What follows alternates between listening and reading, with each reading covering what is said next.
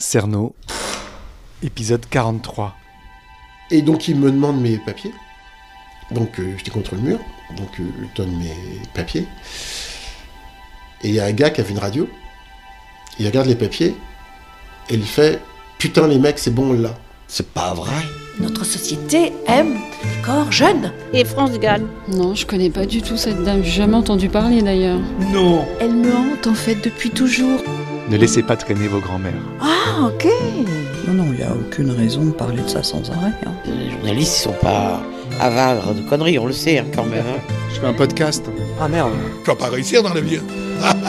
Je rentre chez les gens, je vais voir les gens dans la rue. Cet homosexuel branché des nuits parisiennes. Il n'était pas celui qui prétendait être. Il filait ses victimes jusque chez elles. On verra bien où cette histoire me mène. 3, 2, 1. Ils m'ont mis à genoux, ils m'ont donné 2 coups de matraque dans les genoux, ils m'ont mis la tête contre le mur, ils m'ont mis les mains dans le dos, menotté. Alors, qu'est-ce que vous avez pensé à ce moment-là? Parce que bon... Il y a prescription, je pensais que je me faisais arrêter parce que j'ai un pote qui m'avait eu des jantes. R14. Des jantes à Luc, un copain m'avait eu, je pense qu'ils avaient volé, dans un magasin ou dans un camion, je pense qu'ils étaient neufs. Bon. C'est ce que vous vous êtes dit. Ouais, je me suis dit, les jantes de la R14. Les jantes de la R14, je me suis dit, c'est bizarre quand même pour des gens, ils vont fort, quoi. Mais j'étais pas vraiment convaincu de ça, je me suis dit, il y a un autre truc, mais je sais pas ce que c'était. En fait, je comprends pas. Je comprenais pas ce qui se passe, en fait. Carrément, je me rappelle, je dis, mais qu'est-ce qui se passe? Et là, il me dit, espèce de fils de pute, tu veux que je te dise ce qui se passe? Et là, il me met le tonfa là, le même, le gradé là. C'était lui, il me met le tonfa là, comme ça, il me le pousse comme ça. Et il me dit, fils de pute, tu veux qu'on t'explique ce qui se passe?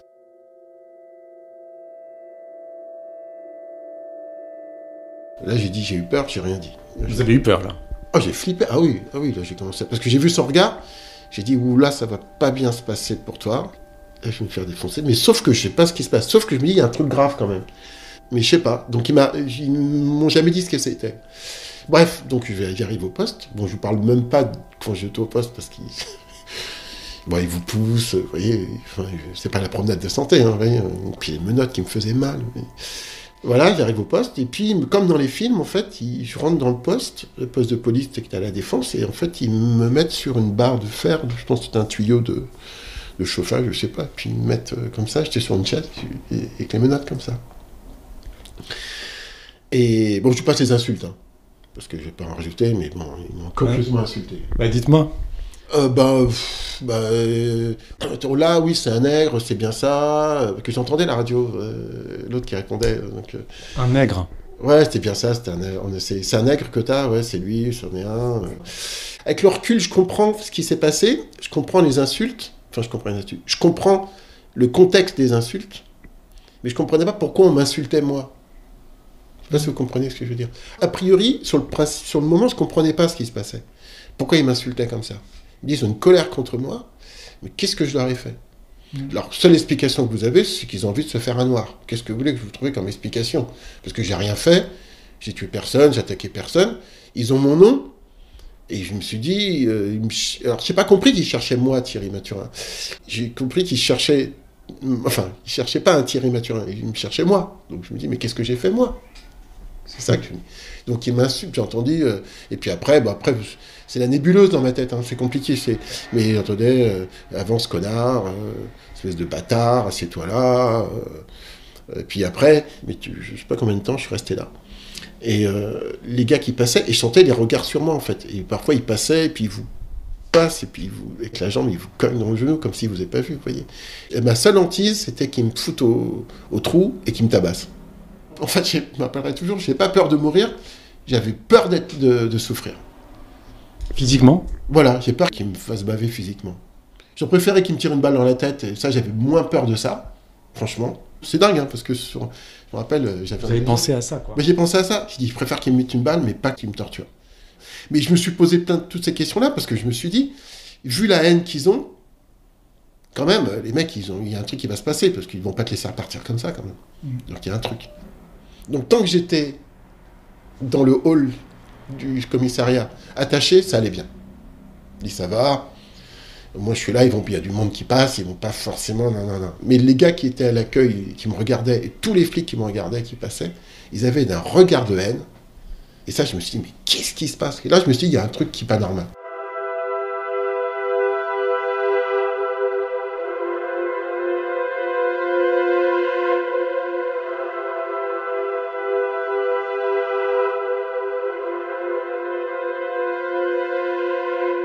Je me demande si c'est pas le 1er décembre, je ne me rappelle pas exactement, mais comme j'avais rendez-vous avec ma petite qui est devenue la mère de mes enfants, j'avais rendez-vous, et que le 1er décembre, c'est sa fête.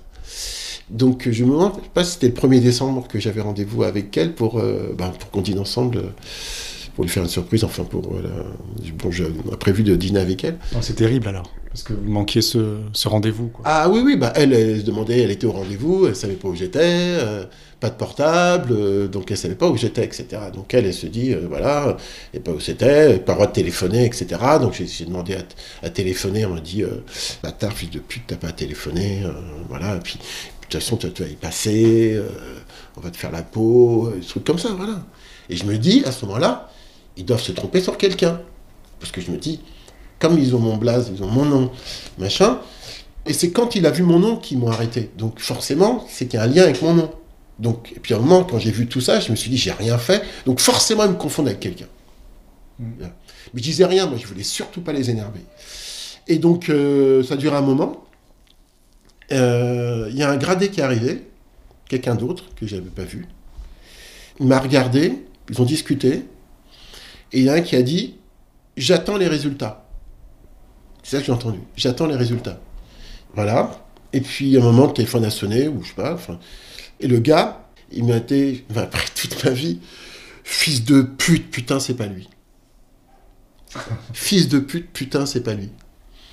Voilà, donc ils m'ont regardé, ils ont quand même vérifié, enfin ça n'a, et donc voilà, ils sont venus vers moi. Et ils m'ont dit, ton père. Ah, moi je dis quoi, mon père? Ton père, c'est qui? Comment il s'appelle ton père? Alors au début, j'ai Antoine Mathurin, puis moi je dis non, mon père s'appelle pas Antoine, il s'appelle Émile, putain. Parce tout le monde l'appelle Antoine, mais il s'appelle Émile. Pour de vrai. Donc je fais non, Émile Antoine. Comment il s'appelle alors? Donc je dis, tu sais, mais comment tu sais, vous êtes. Là, je vous raconte ça comme ça, mais comme si j'hésitais, comme si je me recréais un personnage, quoi. Comme si j'inventais. Émile Antoine Mathurin. Et puis il regarde son papier pour voir un truc, machin, un truc. Ok. Ta mère! Alors j'ai compris qu'il y a je suis pas débile. Alors je fais né où? Alors je né où, tout ça, quelle année? J'en tremble encore, vous voyez. Oui, je vois, vous tremblez. Et alors je dis, c'est 1940. Et là, ma mère, trou de mémoire sur la date de naissance. Bon, ça peut arriver. Oui, mais moi, il fallait que je trouve. Tu sais pas? Le vide, c'est le blanc total. Blackout total.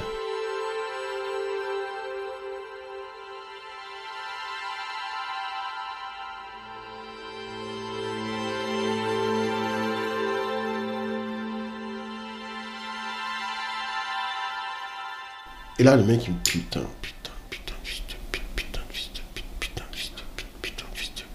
comme ça. Il était en colère parce qu'il pensait qu'il était sur un gros coup. Ouais, ils étaient... quand ils m'ont arrêté et qu'il a dit « Putain, on l'a !» On l'a. Il était trop content. Il était... Ouais, il jubilait, quoi. Donc, moi, voilà. Et puis, du coup, il me détache. Il me rend mes papiers et il me fout dehors. Sans s'excuser? Ah non. Ah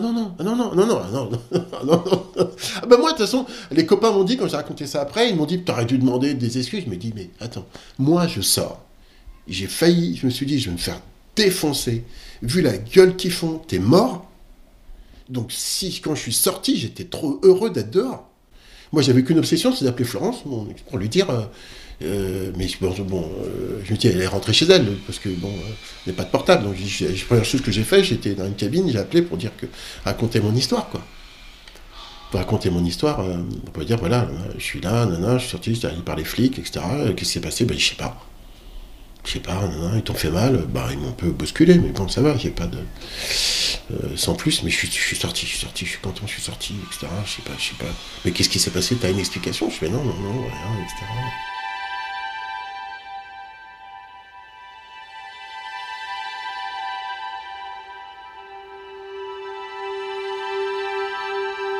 Qu'est-ce que vous avez fait après? Donc sur le coup, bon, résilient, j'ai assez pas passé sur l'histoire, mais bon, je continue à vivre, quoi. Hein. Les jours qui passent, voilà, bien sûr, ça m'a marqué, ça m'a beaucoup marqué. Et bien, je regarde les infos, et qu'est-ce que je vois? On a trouvé les deux suspects des tueurs de vieilles dames, Thierry Paulin et Jean-Thierry Mathurin. J'ai pas fait le lien tout de suite. C'est-à-dire que j'ai entendu, tiens, comme moi. Et c'est le lendemain. Je dis, mais au fait, putain, ils m'ont pris pour lui. Et après, j'ai regardé les infos parce qu'il n'y avait pas Internet. Donc j'étais obligé de regarder les infos. Donc j'ai su qu'il avait le même âge que moi, donc 22 ans. 22 ans. Et, je sais pas s'ils ont montré la photo tout de suite, je sais plus, je peux pas vous dire. Mais j'ai vu qu'il est antillais, qu'il a le même âge que moi, même taille, même morphologie. Et que voilà, et c'est là que j'ai compris qu'effectivement, il m'avait arrêté pour ça, quoi. Il m'a arrêté pour ça. Voilà, donc bon, c'est pas grand-chose, quoi, mais pour moi, c'était un événement assez qui m'a traumatisé, et après, qui m'a donné une image de la police qui est un peu particulière, dans le sens où, oui, il y a des choses il y a des torts des deux côtés, il y a effectivement des personnes qui abusent d'insultes envers la police et qui abusent, et puis vous avez aussi des flics qui gratuitement moi je l'ai vécu, hein, j'ai eu d'autres sujets, j'ai eu d'autres arrestations où j'ai eu droit à ça, quoi. Là c'est par rapport à Thierry Mathurin, mais j'ai eu d'autres cas où j'ai rien fait, on vous arrête quand même, et une discrimination, ouais. Moi, à partir du moment où un policier, un flic, une autorité est dans son droit, me parle correctement, me parle poliment, me respecte, en me disant que je suis pas dans les clous, etc., oui, là je respecte, si vous voulez. Mais dès que je sens qu'il y a une forme de discrimination de fait, a priori, de toute façon, a priori, t'es victime, en fait. Mmh. Et le problème, bon, c'est un peu un lieu commun de le dire, mais pour beaucoup de ma génération, on sent qu'a priori, t'es coupable. D'accord ? A priori, t'es coupable. Dans leurs yeux, quelque part. Je crois qu'on doit faire 2 fois plus attention à la façon dont on parle avec certains. Pas tous, hein, bien sûr. Avec certains, on sent qu'on doit faire attention.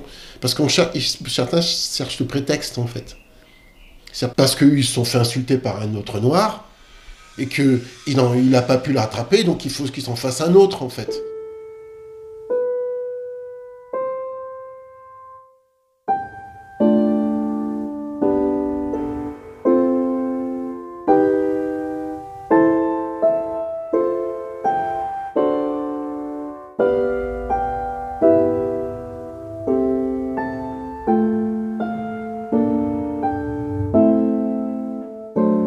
Mais alors, quand je vous écoute, quand vous me racontez votre arrestation, vous avez un léger bégaiement. Et vous trembliez tout à l'heure. Oui, parce que c'est l'émotion de ça, c'est l'émotion. Et puis, cette forme aussi de colère, d'injustice. C'est-à-dire que y a des moments dans ma vie, si j'avais pu leur mettre une balle dans la tête, en fait. En fait, je vous trouve en colère, mais pas révolté. En fait, quelque part, parce que vous me posez la question, j'aurais dû réagir. Je suis pas content de ma réaction. Je m'en veux d'avoir eu peur. C'est bête, hein. Par rapport à ça, j'aurais dû être digne. Et alors vous avez l'impression d'avoir été sali ? Ouais, sali, oui. Oui, sali, oui. Sali, c'est-à-dire, c'est pas le fait d'avoir été arrêté. C'est normal. Même signalement, même non, tout ça, c'est pas le sujet. Même que j'étais menotté, c'est pas le sujet. Après coup, tu comprends. Ils font leur boulot. Le gars, c'est un suspect, c'est un grand malade, il a tué les vieilles, il a fait boire de l'acide, enfin bon, ok. C'est qu'après, même pas on s'excuse. C'est-à-dire qu'en fait, ça me fait chier que ça ne soit pas toi.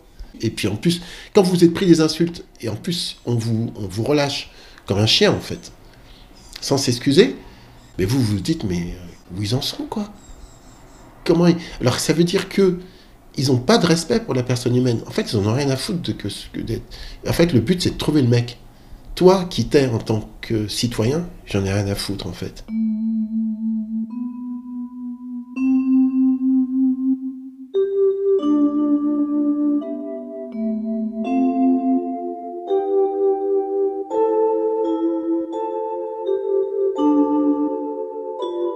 À vos yeux, en fait, c'était qui Jean-Thierry Mathurin ? Ce que j'aurais pu être si j'avais eu les parents qu'il a eu. C'est vrai ? Ouais. Parce que je me suis intéressé à son histoire après. Il a le même âge que moi, mêmes origines. Ça aurait pu être moi, en fait.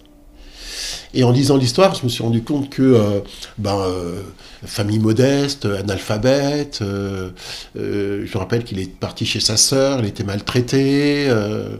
Quand j'ai lu l'histoire, je me suis toujours dit que j'aurais pu être à sa place. Donc j'ai jamais eu cette espèce d'incompréhension sur... non pas que je valide, loin de là. Mais je dis, oui, je peux comprendre quoi, que le mec est mal tourné.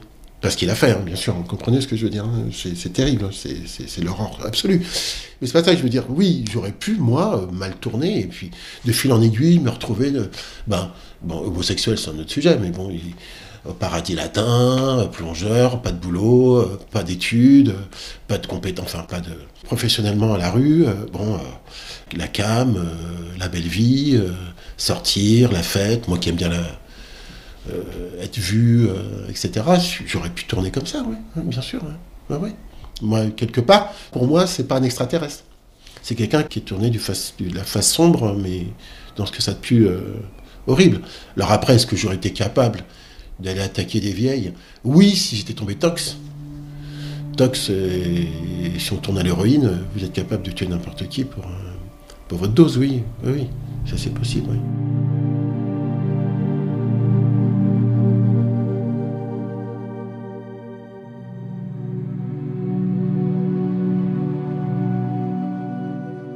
C'est plus Paulin qui a entraîné Mathurin là-dedans, en fait, en lisant l'histoire, puisque lui, il est plutôt complice de l'histoire, faible, plutôt introverti, sous le joug d'un plus fort. Est-ce qu'il ne veut pas le décevoir? Est-ce qu'il a besoin aussi de sa drogue, montrer que c'est pas... qu'il ne le laisse pas tomber, etc. C'est complexe. Je pense que ça doit être... J'étais pas au procès, mais ça doit être assez complexe à expliquer où est-ce que, quand on en vient à ça. C'est le milieu de la nuit, il faut que j'achète mon runard, il faut que j'achète faut que j'offre le champagne. Si j'ai pas le champagne demain soir, je vais passer pour un tocard, j'ai pas ma cour autour de moi, j'ai les soirées, tout ça, il le faut. Donc, qu'est-ce que je fais? Il faut que je trouve de l'argent, vite fait. Et c'est quoi la solution? Je trouve les vieilles. Donc ça, c'est pas dangereux. Voilà, je suis un lâche en plus, donc moi, les vieilles. Et puis après, à la base, est-ce que j'y vais pour la tuer? Pas forcément. Elle est faible, je la pousse, je rentre chez elle, je prends les quelques francs, et puis après, elle veut pas. Je tape. De fil en aiguille, on descend de plus en plus bas, jusqu'à, c'est ce que je me suis dit, j'ai entendu qu'il se prostituait, et puis bon, qu'il aimait bien la grande vie, et qu'il avait besoin de mener une forme d'un train de vie, etc., qui était le sien, et que je me dis, jusqu'où peut nous amener, en fait, l'image de soi, c'est-à-dire le fait de vouloir garder soit un certain standing, soit une certaine image, soit enfin, qu'est-ce, quoi, c'est-à-dire on en arrive, en fait, à des choses qui sont terribles, en fait, mais on s'en rend même pas compte, c'est-à-dire qu'en fait, c'est pas grave, en fait. Parce que je me suis dit, ça peut pas être grave pour eux. Parce que si c'est grave, tu le fais. Voilà. C'est pas grave, c'est une vieille, quoi. Les 45 € que je récupère sont plus importants que la vie de cette dame. Donc ça veut dire que j'ai tout dépassé, quoi. On voit que vous avez beaucoup réfléchi, en fait. Ça vous a travaillé, cette histoire? Oui, ça me travaille beaucoup. Ah oui, parce que que vous y êtes là, est-ce que ça aurait pu vous arriver? Oui.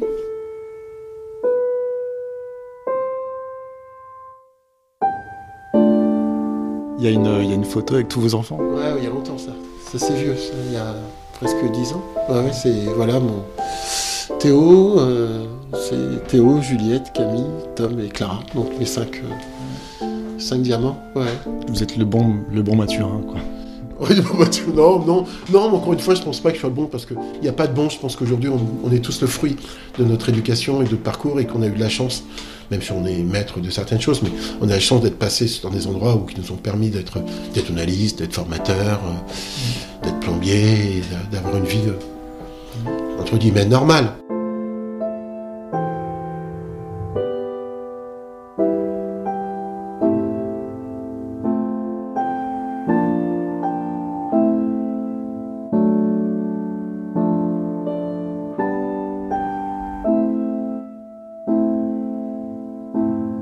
Quand vous me racontez votre arrestation, je me dis, en fait, ces flics, Ils étaient sûrs d'avoir un scoop, en fait, et d'avoir trouvé vraiment Jean-Thierry Mathurin. Je m'appelle Philippe Dupont, commissaire divisionnaire des Hauts-de-Seine, n'importe quoi. C'est moi qui l'ai trouvé. Mais je me dis que mes auditeurs aussi, ils ont pensé que j'allais voir Jean-Thierry Mathurin.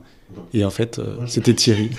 Oui, c'était ils vont être déçus comme les flics, en fait. Oui, non, mais je ne suis que Thierry Mathurin, juste une personne qui a été, sur laquelle on s'est trompé d'identité dessus, mais je suis très heureux de ne pas être Jean-Thierry Mathurin au demeurant, quoi. Et moi, je suis très content de vous avoir rencontré.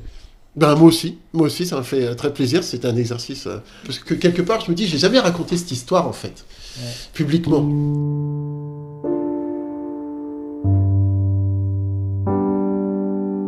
Qu'est-ce que vous lui diriez à Jean-Thierry Mathurin si vous écoutez ? Franchement, moi, si j'avais l'occasion de le rencontrer, je lui raconterais mon histoire. Et j'aimerais qu'il me raconte sa vie. Pas les meurtres, parce que ça m'intéresse pas de savoir. Mais comment il en est arrivé là, en fait. Oui, qu'il m'explique sa vie, quoi. Qu'il m'explique ce que j'aurais pu être. Ce que j'aurais pu devenir. Parce que voilà, c'est toujours ce que je me suis dit, le fait que je porte le même nom. C'est con, je sais, mais je me suis dit, ça aurait pu être ce Thierry Mathurin-là, quoi. Ouais. Et voilà, dis-moi, explique-moi un peu ta vie, mais en détail, quoi. Là, explique-moi ta vie, explique-moi ce que c'est pour te comprendre, quoi.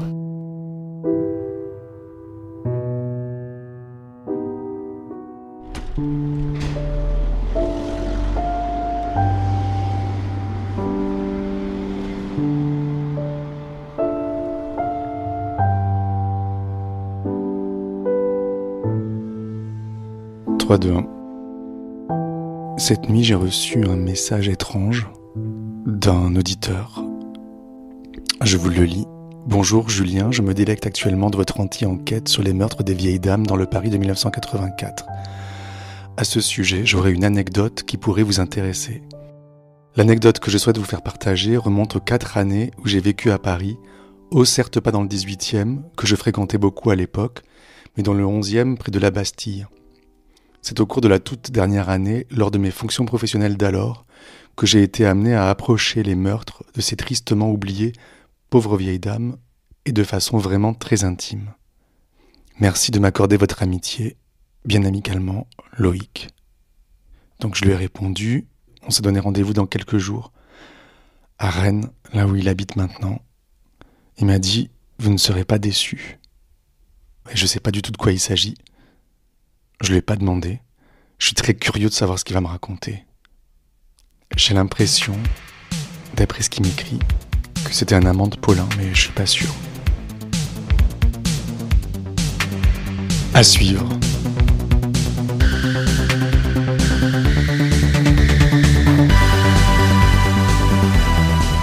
Chers auditeurs, si comme moi vous souhaitez que cette anti-enquête dure longtemps, vous pouvez désormais me soutenir, participer, écouter l'épisode suivant en avant-première et faire partie d'une communauté d'auditeurs. Pour cela, rendez-vous sur patreon.com/Cerno. Tout vous sera expliqué sur le site. Je répète, patreon.com/Cerno.